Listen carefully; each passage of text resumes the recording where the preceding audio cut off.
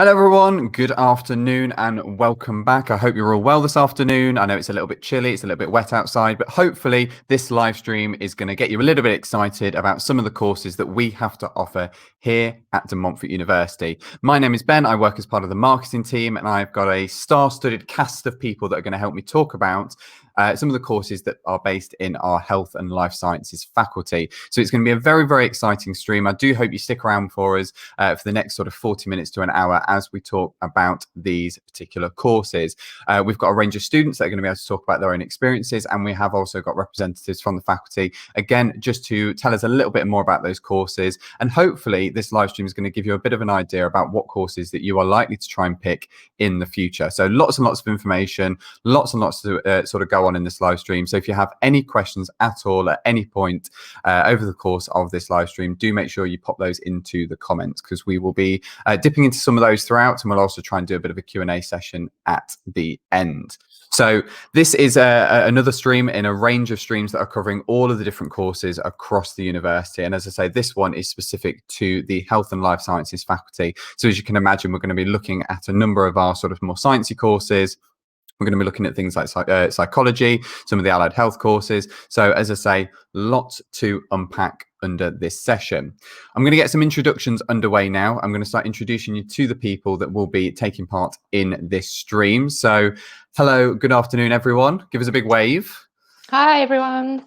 Hello, welcome. So we'll do a quick round of introductions. I've done myself, so we don't need to do that. We don't need to linger on that one, but I'm going to hand over to Vanessa, first of all, to kick off our round of introductions.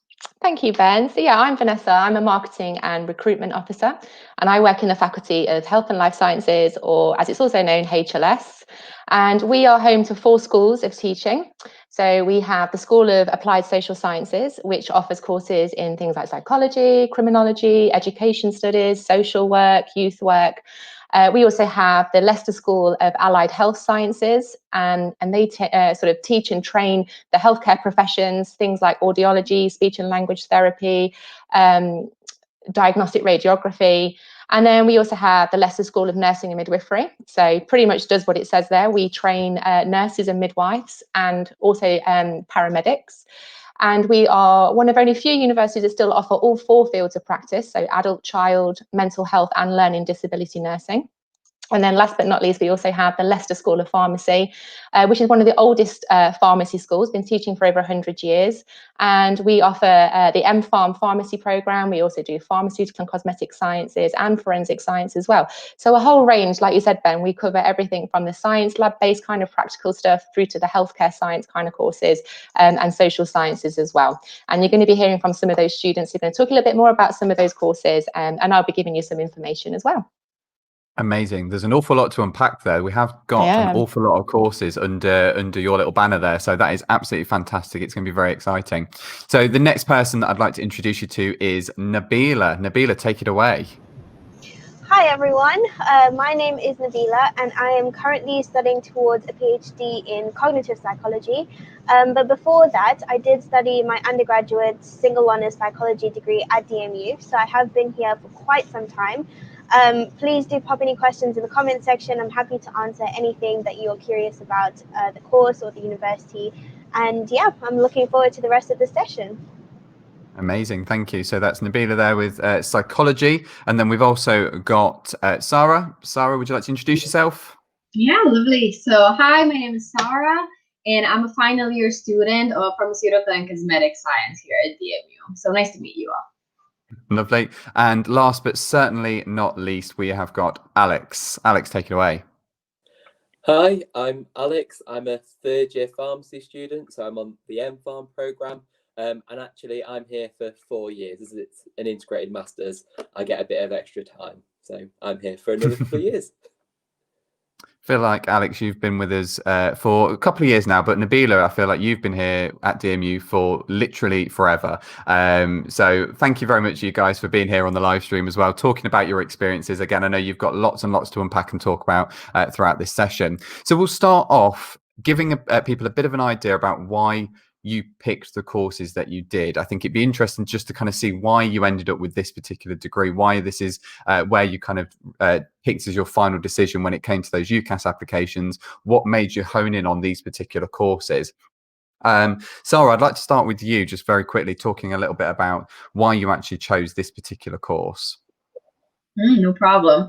So I always say that for me it was kind of a no-brainer. And you'll see if anyone is interested in this course, you'll see that it is a unique course that only DMU offers. So there are universities that offer pharmaceutical science or cosmetic science, but this is the only one that combines them, and it really does combine it so good that you really do get a great knowledge from both the pharmaceutical side, so research and development, manufacturing, quality assurance, all of that, but also you get that cosmetic side. So really after university, you can go in so many directions, and this course really does allow you to just find your place in that little bubble of laboratory work, I call it, find what you find interesting, and then pursue that career. And I remember when I saw that in my last year of high school for me, I know for Brits it's a bit different, but for me, last year of high school, when I saw the pharmaceutical and cosmetic science name of the course, I just knew this is for me. And a couple of months later, I was here doing it, and I never regretted it. Amazing. Lovely. And I think we'll double back on some of that, sort of talking about things like A levels and other qualifications a little bit later. But Nabila, I want to go over to you and talk about why you chose this course. Again, you've been with us for a few years now. So obviously you've gone through from your psychology degree into your sort of integrated masters, etc. So tell us a bit about that experience and what kind of led you down this path. Sure. So actually, I didn't know exactly what I wanted to study after I finished my GCSE exams. So I kind of picked quite a wide range of different subjects. So I had my science, so I did biology. I studied history because that I really enjoyed, and I did geography and something else. I can't believe I picked those subjects, but that's what I kind of ended up with for my A levels. And as I was going along, I started looking into potential areas, and I came across psychology. Now, I'd always thought I'd wanted to work with children, and I wanted to help people. And when I found out what psychology was and what it entailed and things like that, I thought, yeah, that's actually something I'd really like to do. And the subjects that I had studied, particularly biology, kind of led me down that path. I didn't study psychology at A level, and I was a bit concerned that, oh, I've not done this before, so will that mean that I'm going to really struggle at university? But actually, I didn't need to study psychology at A level in order to study it at university, which was really great. But the biology did come in handy, and yeah, it was a very interesting course. I'm really glad I chose it. And actually, along the way, I came across different areas within psychology that I had no idea about before. And I've progressed away from wanting to work with children and be a counselor to wanting to do something completely different. And that's why the course was so perfect for me, because I wasn't sure what psychology was specifically. I had a rough idea. But as I went in, the course was so broad, it covered a very wide range of different topics and different areas. And I think that's why the course was so good for me, because of how broad it was and because I wasn't sure exactly what I wanted to do in the future. Okay. And what is it that made you sort of stay with DMU to carry on that study in psychology? That's a great question, actually. I had applied to other universities for master's degrees, but why I chose to remain at DMU was primarily because the psychology department are just a bunch of really friendly and wonderful people. And I felt like that was really important to me because I felt supported constantly. I was familiar with the staff, and I could always go to them for help. And they were always really eager to help me and advise me on anything. And that's why I thought it would be best to stay at DMU, because of that, but also because of the other opportunities that the university offered. And how I progressed from wanting to be a counselor and wanting to work with children and going in a completely different direction is because of the opportunity the university had for me, where I could explore my options and decide before I made any final decisions what I wanted to do. And that was particularly one of the major reasons I remained at the university. So the global opportunities and the volunteering opportunities, I just thought, well, how can I walk away from those? Amazing. Thank you. That's a really good insight as well. Going back to something you said there about having your kind of options open to you. students that are looking to do something like psychology, there are a few different options and routes they can go into when they're looking at studying psychology with us. Vanessa, I don't know whether you want to just touch on that very quickly. Yeah, sure. And I think I'll just echo a bit what Nabila said there as well about just the range of options and modules that you can have on psychology. I'm a psychology graduate as well, and I think I picked it for very similar reasons to Nabila, in as much that I wanted a course that was quite broad. I wasn't entirely sure what I wanted to do, and I think our psychology course is perfect in as much that you can study a whole range of different modules, and it really does help you to then consider and tailor towards your own kind of career or interest that you have. So our psychology course can be studied as a single honours program, and it's accredited by the British Psychological Society. So again, another important thing to look at when you're looking at your psychology degree is it accredited? And the reason that's important is it's because if you do want to progress your career and you perhaps want to go in and become a psychologist or work professionally in that area, then having that accreditation is really important. But we do also offer it as a joint honours program, which means that you can combine that psychology subject with another area that you might be interested in as well. So currently you can combine it with education studies, health and well-being in society, and criminology. And just to sort of point out as well that you can also do it the other way. So you can study psychology with criminology, for example, but then you can also study criminology with psychology. And I suppose what it is there, just to get clear, is which of those subjects do you want to spend the majority of your time learning about? So if it's more psychology and you're just you have an interest in criminology, then obviously you could pick criminology, psychology with criminology, and 75% of your time would be in psychology, 25% of your time would be in criminology. Also, obviously, you think about as well that for other course areas, you could then sort of combine it with things like a language. So our education studies program, for example, you can do it as a joint honours with things like psychology, but also you might want to study a language alongside that as well. So we currently offer French, Spanish and Mandarin. So that's just something to add to your degree. It's a transferable skill that looks great on your CV. So it's something to also consider, and you can find out lots more information about our sort of courses and the sort of the language options on our website, and obviously the URLs are there for you to go and have a look at. Amazing, thank you. And I think they're also going to be popped into the comments as well. So if people want easy access to those URLs and miss them whilst they're on screen, you can find those in the comments very shortly. So thank you very much for that. Let's go back and talk a little bit more about pharmacy. We've heard from Sarah, who is part of our pharmaceutical and cosmetic science course. And again, we haven't left Alex last on purpose. It's not that I don't like him.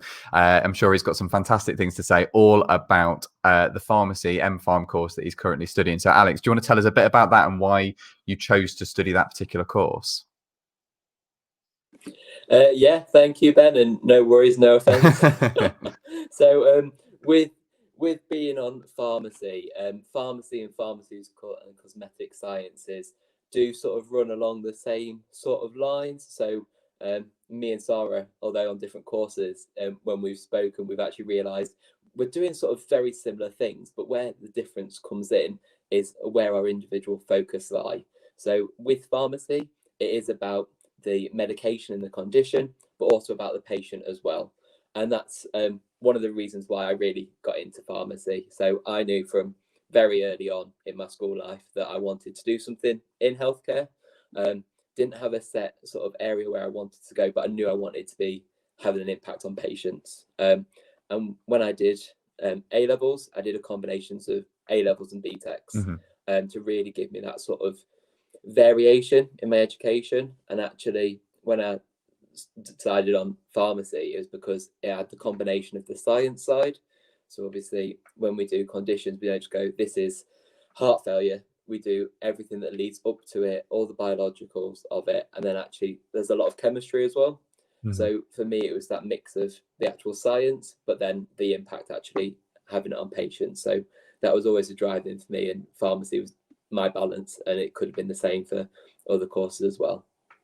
Amazing, thank you very much. So Alex, you're in your second year or third year? Third year out of 4, yeah. Okay, and have you had the opportunity, obviously pre-COVID, to sort of work in we're going to touch on this a little bit more in a few minutes, but you've had the opportunity to kind of work with companies and do some sort of internships around that?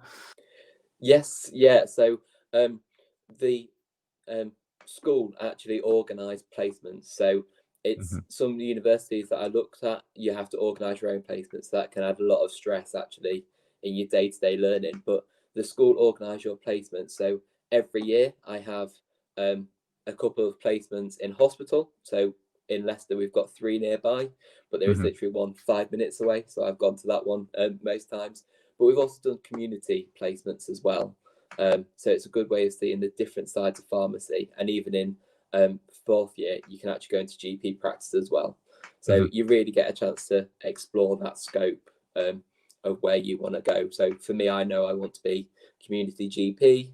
I like the localized patients, whereas I know some friends that are in hospital because of the scale of things. So it really gives you a chance to explore that alongside your learning, and it fits all the way through. Cool, thank you very much. And I know that Alex has talked about that a little bit there, but Vanessa, obviously we've heard from Alex, we've heard from Sarah about those 2 different courses, but how else do you think students need to kind of figure out which course is going to be right for them? Yeah, I think, to be fair, Alex and Sarah have both done a great job of sort of saying what the differences are, I suppose, between the 2 courses. But for anyone that's thinking about, you know, which do I want to go into, I think Alex has really hit the nail on the head, where it's like pharmacy, it's much more patient facing. So obviously the role there is about advising people about their medication, helping them through their illnesses. And obviously, yes, you do need to be in the labs, you need to understand drug delivery, you need to understand how that affects the body. Whereas PCS is much more lab-based, it's actually designing, formulating, trialing pharmaceuticals, and obviously cosmetics, if that's the side that you want to go down. So they are completely different, obviously, and pharmacy is a professional qualification. It leads to registration with the GPC, which is the General Pharmaceutical Council, whereas PCS, you know, it isn't that, but you can go and work in a whole variety of different careers on the back of that. So some people actually don't go into pharmaceuticals at all. They can go and work in a lab-based career that's completely separate to that, because you've got those sort of, you know, lab-based skills, those scientific chemistry skills that could take you into forensics, for example. It could take you into lots of different areas. So I suppose really it's about, if you're thinking about those course areas and not sure, it's asking yourself, what kind of career do you see yourself in at the end of it? And I think if you want something like Alex, who wants to be someone that's you know, helping people, being patient facing, then yeah, definitely consider pharmacy. If it's the science that you love and you love being in the labs and you love that side of it, then look at PCS and look at the sort of options that it gives you. And particularly, as Sarah's already said, we're one of very few universities that offer that cosmetic element combined with pharmaceuticals. So it may be that you try the cosmetic side of it and think, actually, yeah, you know, this is for me. I love designing new products, shampoos, body lotions, makeup, whatever it might be. Awesome, thank you very much. Sticking with yourself, Vanessa, just talking a little bit about one of the other sort of parties that are actually in the HLS faculty. So we're looking more at the sort of allied health professions. I wonder whether you could just talk very quickly about those as well. Yeah, sure. So as a school, they cover lots of different courses that we call are allied into health. So they're not like related to medicine or doctors, but they're roles that support in that kind of area. So whether that's a radiographer, so when you go and have an X-ray in the hospitals, etc., or it could be you know, paramedics, speech and language therapists, audiologists. So these are all roles that we offer that can see you working in the NHS or in the private health sector. We have lots of specialist facilities that we use on those courses to help train. And they're all sort of linked to industry standards. So the kind of things that you use on the course, we make sure that you have access to those, so that when you actually go out into your careers, you've got that knowledge and you have that experience of how to obviously use the equipment and how that matters. So, for example, we have a state-of-the-art digital X-ray suite. So that's only a few years old, but the sort of tech that we have in there, the equipment that we have in there, is what you would see if you were to go into a hospital radiography department and go and have an X-ray. So it's exactly the same. We've got things like balance testing facilities. So if you're on our audiology course and you're looking at the science of balance and how that can impact, then obviously the kind of equipment that we have there is really important to help you understand how that could affect somebody.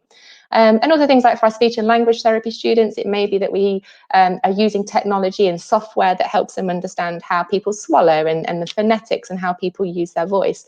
So obviously, we just make sure that on those courses, because you're going into those professional roles, you're going into those areas, we make sure that everything that you're accessing on the course is relevant and is suitable for you to then go off and use those skills when you go out in practice. And as of September this year, people that are wanting to study things like speech and language therapy, paramedicine, radiography, there's an additional bursary out there as well. So it's really important that people do go and look into that, because that's going to be a massive support for you financially. So all students will receive £5,000 with an additional £3,000 available as well. So we'll put some information in our comments for you to go and have a look there on the NHS bursary website. But yeah, so if you're looking for that, then obviously get some further information as well. Cool. Thank you very much. So again, there's just another one of the schools that are available in the Health and Life Sciences department. Thank you very much. So the next thing that we want to talk about is the sort of support from parents and guardians that you guys may have had when you were, like, again, if you cast your minds back a little bit about when you were sort of looking at your different types of courses, and when you were looking at your options and looking at the different universities. You know, how much sort of impact did your parents have? Were they kind of quite involved with the process? Just kind of talk us through that a little bit. Maybe start with Sarah. No problem. Well, my story, I think, is a bit different because I'm not from the UK. So I remember so vividly that day when I came into my living room and I was to my parents, I kind of want to go study in the UK. And they were just like, no, where did that come from? You know, it's not a normal thing usually people do in my country. So it was a bit of a what? But then as soon as I explained the course to them, I showed them pictures of DMU. I remember I chose such a good variety of photos. I showed only the DMU on the sunniest days.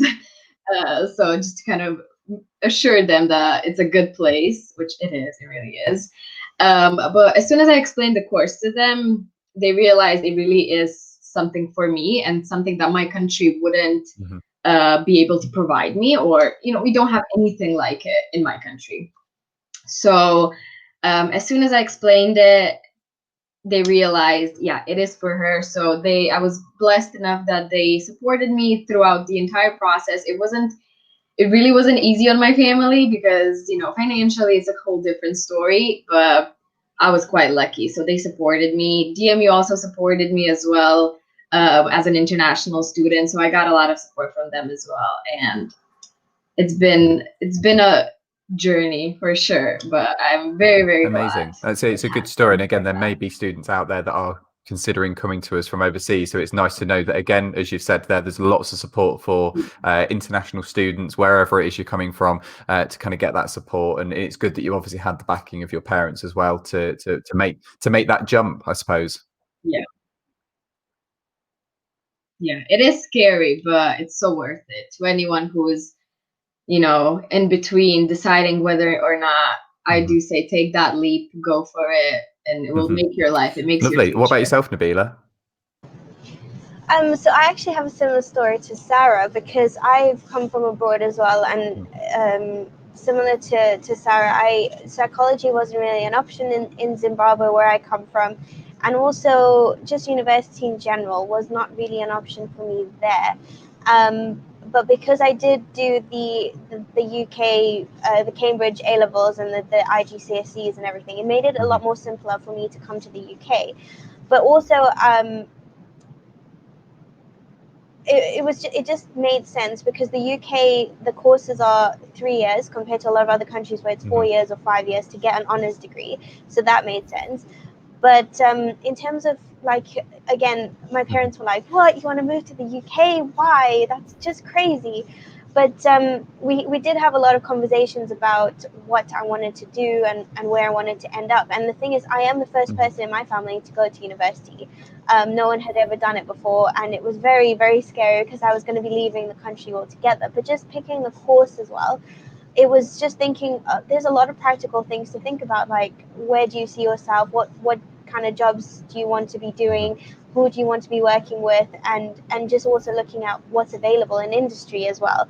So I didn't know a lot about it, and neither did my parents, and we were just kind of arguing a lot about, like, what, that doesn't make sense, why do you want to do this? And so there was a lot of headbutting going on when it came to the decision process. But what is important is make sure you gather all the information and present it to them in that way, and make sure that you know what you're looking for, and just think about all the practical things. Like in theory, it might be you think you might want to do this course, but maybe you're not studying the right subjects, or maybe it's not particularly something that you would enjoy. And your parents do know a lot about you sometimes, so listen to their advice, because they're only going to do what's best for you. So do listen to them. But if you are sure on what you want to study, they will support you if you put the case forward in the right way. So make sure you do your research. But yeah, it was complicated and difficult, but definitely worth it. Like Sarah said, it's the best thing ever. I know that it's scary leaving home wherever you are, even if you are in the UK and you're leaving your city to come to Leicester or go anywhere else. It is very scary. But yes, it's exciting and it's going to be good for you. So thank you very much. Go for it. I know I really like the support, sort of positivity that's come from the both of you there, talking about, you know, making that big jump. I guess one nice thing that's come maybe out of us moving to working from home and doing this all digitally is that we've moved our open days to a completely online platform. And for students in the past, like Sarah, like Nabila, that would have maybe had to kind of do that research, look on the websites, they've actually got even more resources available to them because we have put a lot of those sessions online. So actually it's even easier than ever for students to find out about the university and find out about those courses. So we have got open days that are coming up in November. I believe it's the 14th, and then we've also got one in December as well. And obviously they'll stay online for as long as obviously the government guidance is to do so. So there's lots of resources available online. So if you are looking at those courses, again, brilliant way to do so, particularly if you are not in the UK and unable to visit us physically under normal circumstances. Last but certainly not least, Alex, are you going to tell me that you've also come from a very exotic place somewhere in the world? I'm excited to hear where you've come from, Alex, but take it away. Yeah, I travelled from the other side of the world. I'm from Lincoln, so literally the county over. Like, I should always go first on that question. I'm never excited enough. So I came not far away. So when I was looking, it was about area as well, even from moving away, first time living from home. In terms of actually deciding on my course, so I was 75% sure about pharmacy. I'd looked into it, looked at the course, but there was a part of me that really wanted to do paramedicine as well. So obviously it's quite different courses, so you can't do a joint honours, and they are in their own little world, both for university and for career choices afterwards. So when looking at it, my parents were very involved in that process of sort of working through pros and cons that I hadn't thought of. So when going through it, I'd already been quite like logical, going, right, this is actually what the course is. Is it something that I'm going to be interested in? Both of them were really tough to choose between. But they were mentioning things just that I hadn't thought of. So my parents were really keen on me doing it. They knew I was going to love it and come in. There was never any sort of barriers to stopping me from coming, even if I'd moved up to Scotland for university or wherever. They still would have pushed me to do it, and I'm glad that I'm here because as we've all said, the experiences you get from university are critical. So when I was looking, it was really deciding between those, but pharmacy got it, and again it was with help from my parents as well as identifying those things. But for me, the course was right, which is the biggest thing. The mode of assessment, so I was somebody that I'm okay with exams, but they're not my favorite. So it was good that on pharmacy there's a lot of obviously clinical stuff, so there was assessments that involved talking with patients and things like that, and so assessments were really, really key for that. And then university, so the university sold itself. I came to an open day, which even if I'd done a virtual one, I think would have sold it anyway. But when I came to my first open day here, I came with my mum and dad, and they were as buzzing excited about it as I was. So if they could have, they would have enrolled on pharmacy themselves. But it's that kind of energy and that sort of, because you can look at something and go, this I think is good for me, I think I'll enjoy this, but having your parents get that support as well.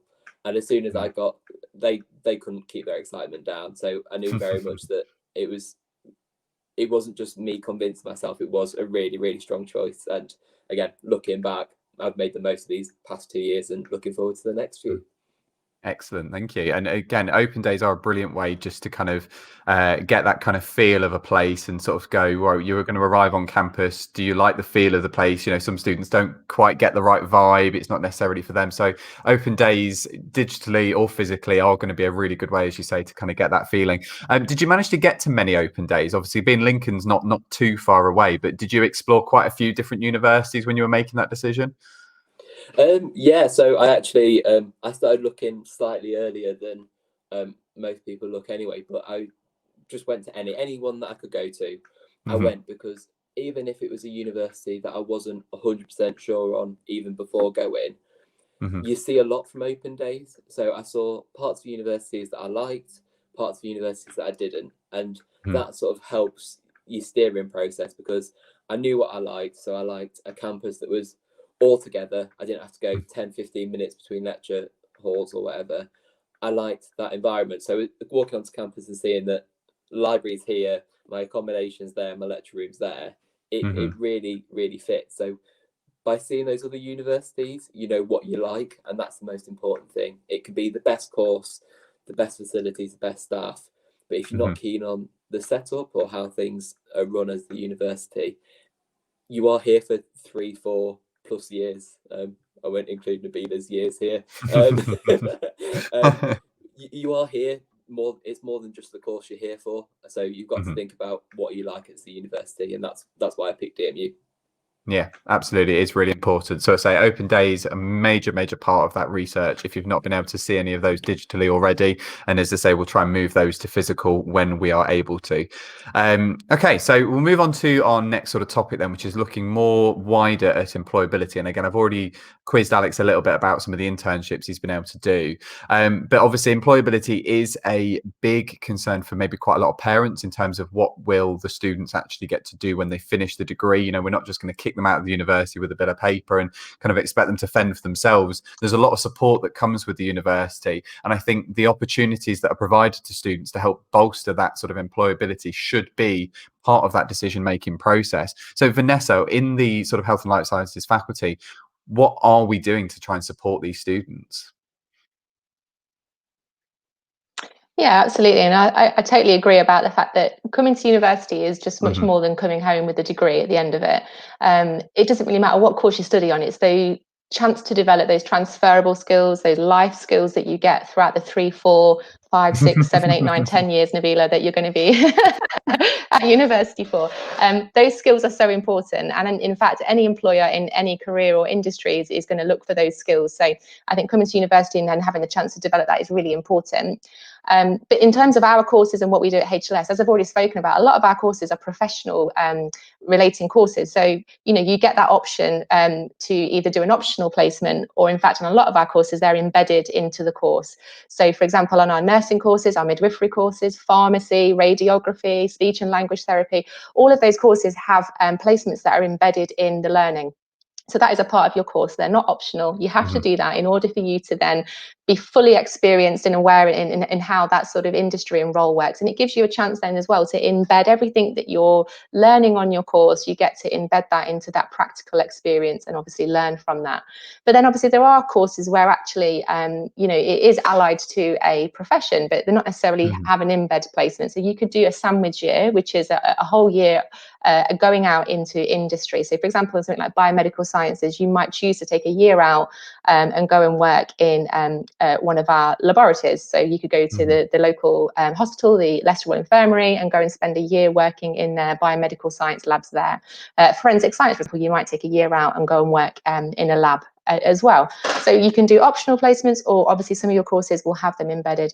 So again, that's really helping to upskill you and have something to put on your CV, the fact that you've done those placements and that you have that experience. We also, as well, alongside that, a lot of our courses are professionally accredited as well by governing bodies. And so what that means is that the teaching that you have on the course, you can be guaranteed, obviously, is up to date. It's what the career in the sector are currently working towards. So you're learning everything that is relevant to what's happening in that career at the moment. It means your teaching is of a high standard. We have to obviously pass lots of validations in order to get that accreditation. So it's important to sort of consider that when you're looking for your career, for your degree. Have a look at the accreditations. You know, who are they accredited by, or who are they validated by? And because that will speak volumes in terms of, you know, how is that course recognized when you go out into industry. So that's important as well. Yeah, absolutely. And the students are, again, fully able to take up advantage of those opportunities and many, many more at the university whilst they're here. So it should definitely play a part of the sort of decision-making process. I'll just add as well that we also have things like DMU Works, we have front runners, we have uni temps. These are all ways in which, again, you can get some work experience, whether that's something that's related to your course or not. It's that that chance to actually go out and get some work experience, and it may be doing something, working in one of the offices, for example, on campus, or being part of a team. It may be being one of our student ambassadors. So again, it's just a way of developing skills and earning some extra money as well.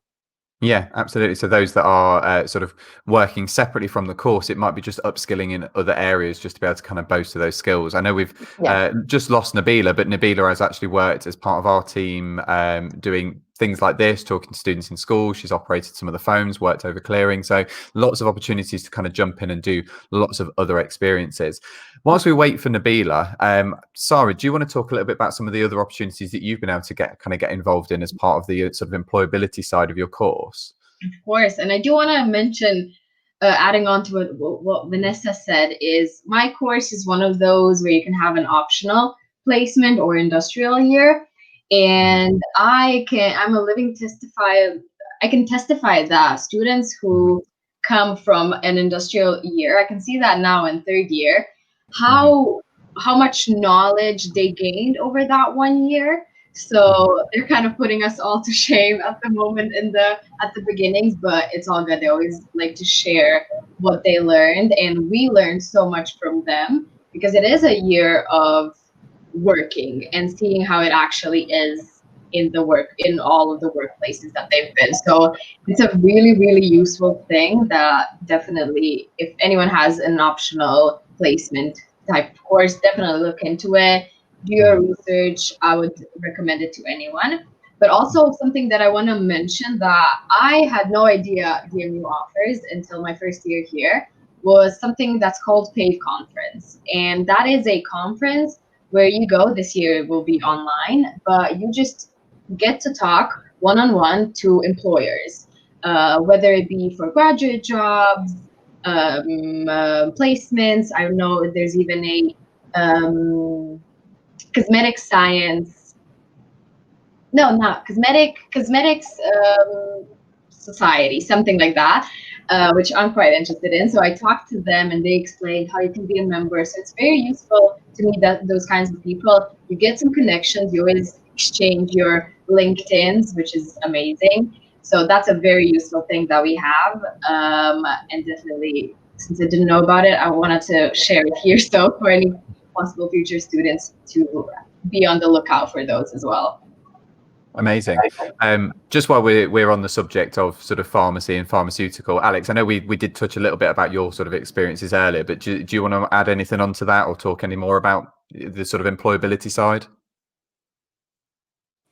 Yeah, so it's basically been covered. Sarah's gone to as many PAVE conferences as I have, so there's a really good chance that you obviously know that there's all of these organizations that, even if they don't focus directly on your topic, because health and life sciences get so many transferable skills, you're not confined to you doing this course, that is your job when you qualify.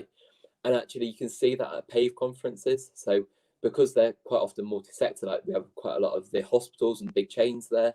So actually in talking to them, you see that there's lots of different roles that all fit into that. So as much as it's a time for you to sort of see where you fit into this, it gives you scope after qualifying that you can actually go, like, I know I'm going to qualify as a pharmacist, but actually I'm going to go and work with a cosmetics company because I can still link that to the patient, and seeing other students get that same impact really works well. So PAVE conferences have been great, and I think ours is next week, but again, it's taking place virtually this year.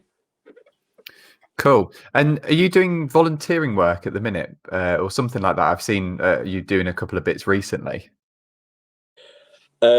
Yes, yeah. So like Sarah and Nabila, I don't like to be bored. So if doing a degree isn't enough, there's lots of little extra things that again make your time. So one of the big things I do is I do quite a bit of volunteering. So before I've worked with homeless charities. We've got quite a few big homeless charities in Leicester, so I worked closely with them. I've done some volunteering trips actually as part of the DMU Global program. So I've had opportunities to actually go to places like India and spend a couple of weeks working with local communities. And I'm actually, again, I said earlier that I was originally looking at paramedicine alongside pharmacy, and actually with working with a group that works both within HLS at DMU and the med school at Uni of Leicester, I actually respond with East Midlands Ambulance as well. So you really get a chance to make the most of not only your time, but impact local and international communities with what you do at university. And I was never expecting that when I came to university. I thought it was going to be, I study, I get my degree, I go and qualify, and that's when I can start helping. And actually, I know all of us here have had an opportunity to do that, and I've taken every opportunity to do that where possible. That sounds amazing. Really, really good opportunity, those. Awesome stuff. So last, and again, certainly not least, Nabila is back with us. So looking again, just sort of more of the employability stuff, I'm sure you've had lots of experiences over the last couple of years. Do you want to touch on some of those in regards to sort of psychology? Sure. So I think getting work experience within psychology can be quite complicated, because a lot of the time within working within industry you would need to have some kind of experience, but obviously you're still an undergrad, you're still learning, and you're still kind of finding your way. So actually what DMU offers is volunteering, and I thought that would be the perfect way for me to kind of get my foot in the door and just kind of get an experience of different things. And way initially I wanted to be a counseling psychologist, I thought, yeah, I'd be really good at that. And I would just, I thought it was very simple. I'd just be talking to people, they'd tell me all their problems and it would be problem solved. But when I did some volunteering, I traveled to Berlin and I was volunteering in a refugee camp over there. And I was talking to some of the refugees who had been through some immensely traumatic experiences, and it was very difficult. It was difficult listening to them. It was difficult processing the information. And I learned there that actually counseling is not as simple as you think. And it's not just a simple thing. I'm going to listen, I'm going to give them advice, and it's not going to be amazing, because it's not that simple. So from that experience, I realized that maybe counseling might not be the best thing for me. And so then I volunteered in the school through DMU as well. And I thought, yeah, I'll be an educational psychologist with kids. I love kids. And it was all going to be amazing. When actually I worked in the school and I realized I hate the school environment. That sounds terrible. I mean, I love school and everything, but just that working in that environment, and also realize that maybe I'm not that good with kids as I'd like to think I am. And so I realized that that's probably not the best option for me. But I did a paid internship through the university where I helped with some research, and I did some peer mentoring kind of thing, and actually really enjoyed that. And it was paid, which was amazing, but also realized that research is something that I'm really interested in, and it did involve a lot of different things that I didn't realize. So working with people and interacting with people, and data analysis and all of that kind of stuff, which I had no idea I might enjoy.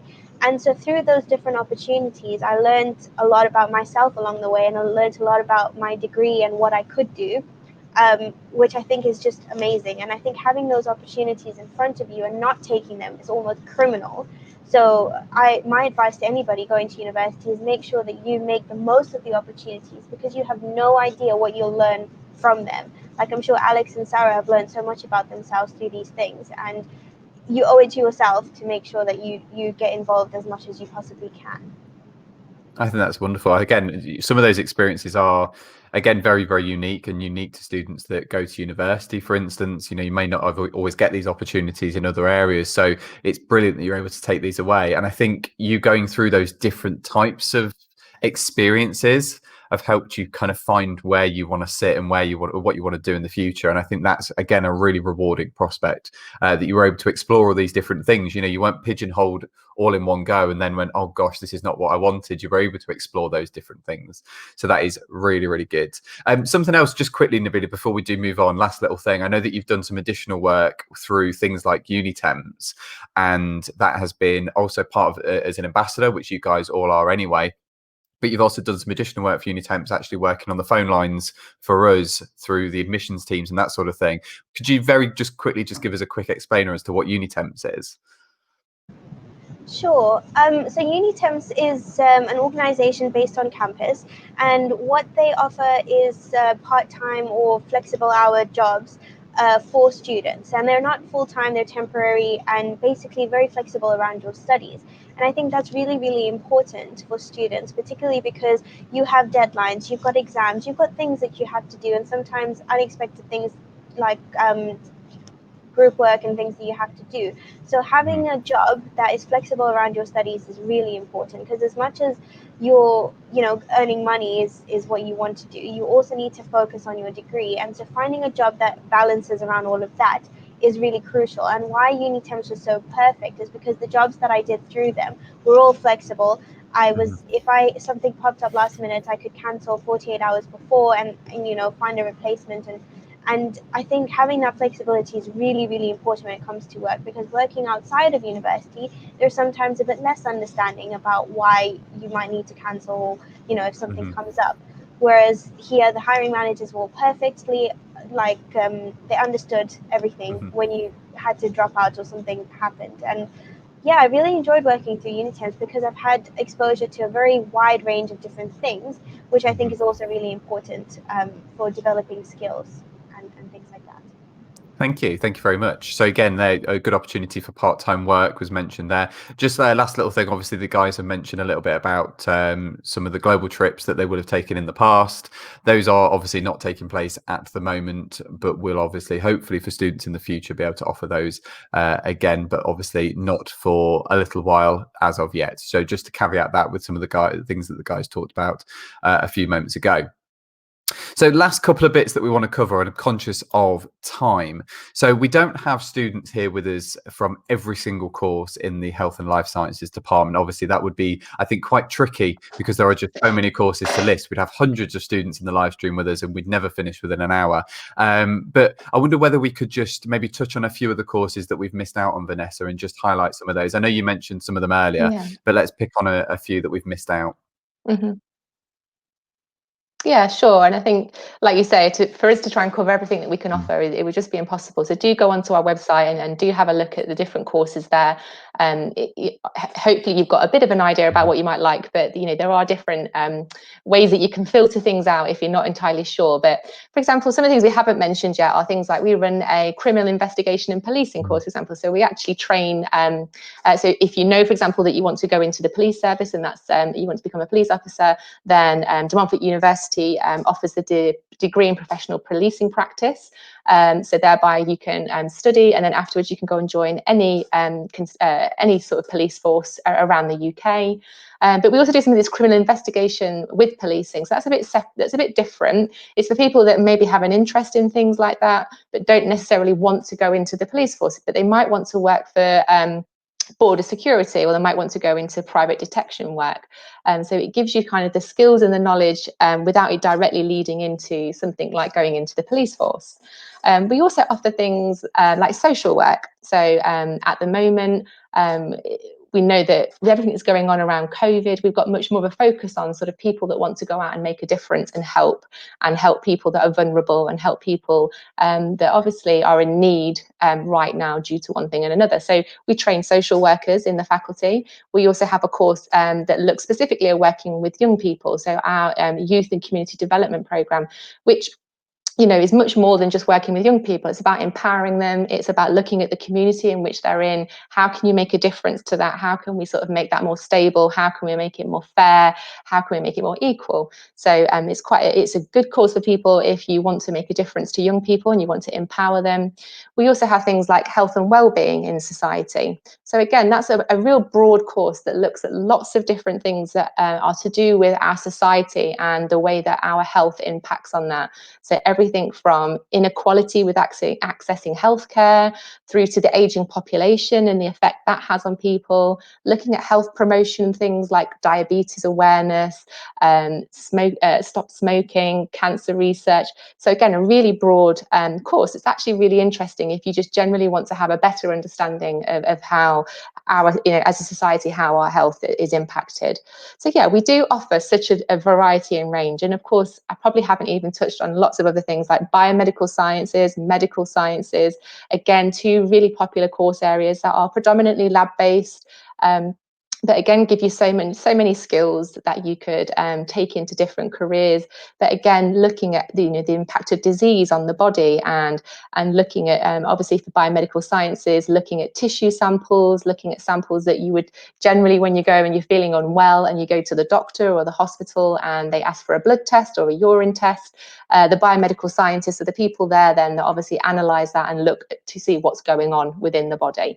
So yeah, health and life sciences is such a fantastic faculty because I think we just cover such an array of really important courses that make such a big impact on society. So I am definitely very proud to work in the faculty, and I know that all of our students that are part of the live stream today are very proud of the courses that they're on and the faculty that they're in. Yeah, and I think again some of the opportunities that the guys have had that they've talked about today, I think reflect that as well. Some of the other things they've been able to get involved in, and Vanessa's just said there are hundreds of courses that I say hundreds of courses that we've missed. There's still many courses that we've missed. Yeah.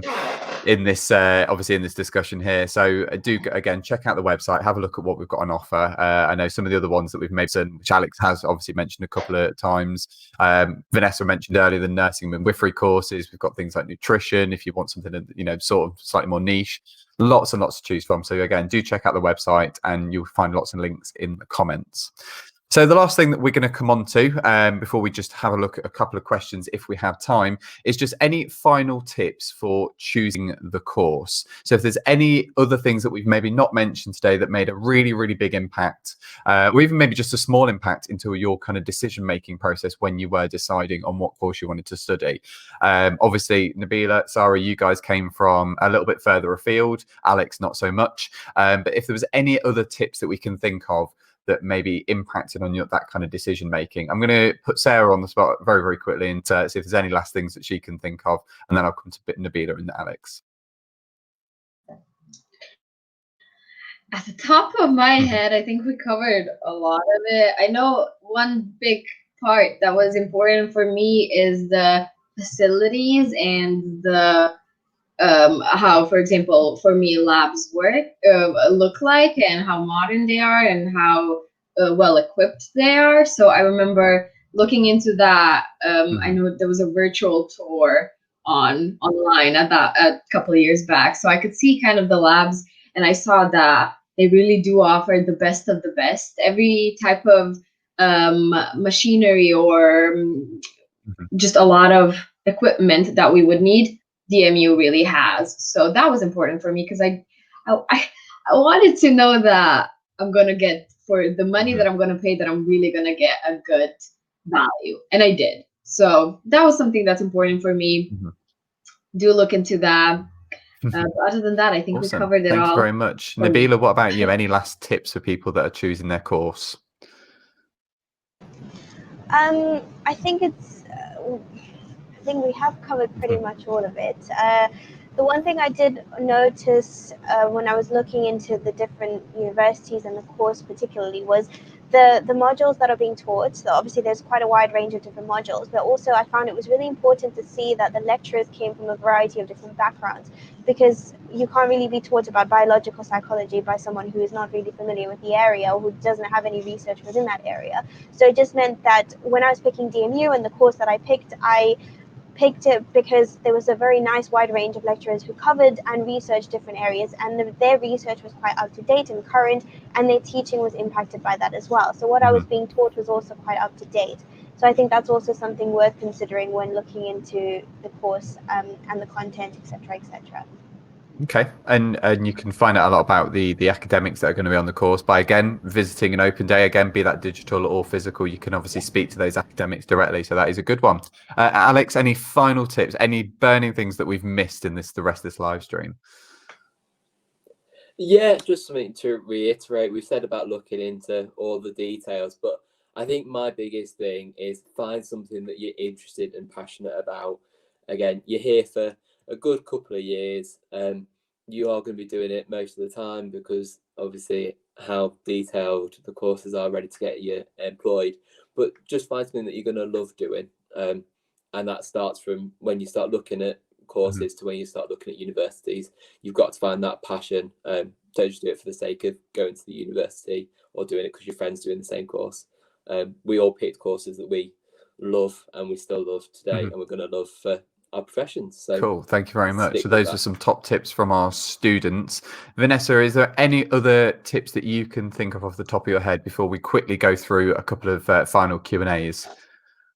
I think really the main thing is just make sure that you pick something that you are interested in and that you enjoy, because this is a long time to be studying something. And I think quite often we may get carried away with thinking we need to do something that our parents want us to do, or perhaps that our friends are doing, or that you think, oh, I want to do that career. But I think just generally, if you're interested and you enjoy something, that will go a long way. And it means that you will stay focused. It means that you will enjoy your studying. And obviously, 3 or 4 years, however long you're there, will, it will sort of go much more smoothly if you enjoy it and you're interested in it. And quite often I've spoken to students that have perhaps made the wrong decision and quickly found out that actually what they thought it was going to be, it entirely wasn't. And I think also as well is to just, if you can, and go to open days, and we're doing digital open days, but really get a feel for the university that you're going to go and study at, because again, it's a long time to be somewhere. And if you haven't done your research and you're not familiar with the city or the surrounding area, for example, you didn't realize how far away you were going to be from the shops, or you didn't realize how far away your halls of residence was going to be, again, that can make a big impact on whether you're going to enjoy university or not. So I think, do your research about the university and where it's, situated. Yeah. Amazing. So those are some final tips from Vanessa and our students today about some extra things that you can think about when you are researching at university. And it is important that you do that research. Along those sort of lines then, so last couple of Q&As, popular questions that we do very often get on open days and that sort of thing is, where can I find out more about specific module content? So this is breaking down the courses into their specific modules and finding out actually what is it that you will be studying. Vanessa, where can people find out more about specific module content? So the easiest place to get all of that is on the website. So each course has its own web page, and on that web page there is so much information about the course. So we do list module content on there. It may not be all of the modules, it may be a snapshot of what they are per year. But you can certainly request that information. So if you wanted to find out, you could email us and we could get that information sent out to you. But it is important to have a look at that, because I think, as the guys have already said, that really gives you an indication as to, what the course is going to be like. And I think you need to look at those modules and at least tick some of them and go, yeah, these all sound really interesting. These are definitely what I want to study and I want to learn. So yeah, so the website is the best place to get that information. And there is information in the prospectus, but it'd be, not as good as what you'd get on the website. Amazing. And again, along those same sort of lines then, so for students that were looking to find out more information, they may have the opportunity to, again, experience that through experience days or open days or anything like that. So we probably just want to highlight, obviously, some of the sessions that are going to be taking place on our next open day, perhaps. Yeah, sure. So the next open day, as you've already said, is in November on the 14th. And what we do is we have live streams that happen throughout for each of our sort of course areas. So we don't do one for every single individual course. So we might group some courses together. But that gives you the chance to speak to the academics. So you'll hear from them. They'll tell you about the course. We have our current students that take part in that. So Nabila and Alex and Sarah have all taken part in those. And you might see them on upcoming open days, where it gives you a chance again to ask your questions questions direct to the students. So if there was something you wanted to know about student life, not just always about the course, it might just be generally about DMU and studying and living in Leicester, whatever it might be. And so, yeah, we got those in November, December and January. So plenty of opportunity to come and ask questions. Even if you've been on one before, you always think of new questions. You always have things that actually you find out as you go through your UCAS application. You might think, actually, I should have asked that. I'll go back to the other open day. And in the future, we are always doing digital or online events at the moment.